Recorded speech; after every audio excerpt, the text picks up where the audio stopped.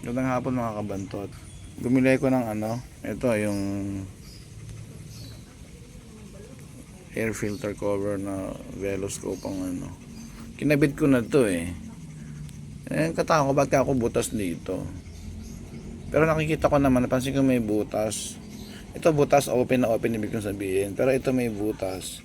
Lagayan ka ako ng tornilyo. So hindi ko alam na yung stock pala na cover.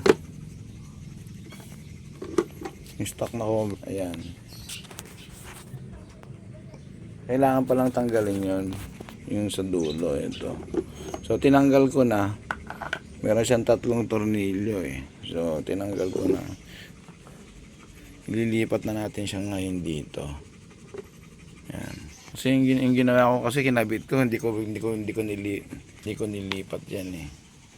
So, gawang tanga yung ginawa ko eh. Ayan, na-disassemble ko na, ikakabit ko na.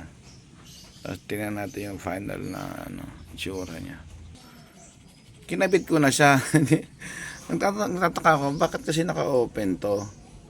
Yung gili. Yung Veloscope pala yung binili ko, yung mga kita ko lang sa Shopee. Sabi ko, ba't open to? Parang kita ko mayroong butas. Ayan, tsaka, ayun o. So, akala ko ganyan na siya as is.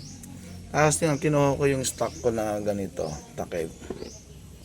Ito, yung pala may tornilyo. So yun na mga kabantot. Pagkatapos ng gawang tanga, hindi ko kasi alam eh. Kailangan ilipat yung parang niya, pangharang sa hangin sa dumi. So, yan na yung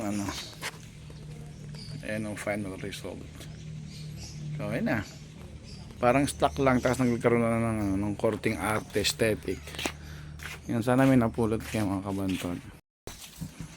Yan ang totoong kabantot, Chiching bantot. Kaya nagkaroon ng kabantot child dyan eh. Bantot kasi niyang aso na yan eh. So, yun po. Siya talagang may-ari ng pamagat ng titulong kabantot, si Chichi. Babush!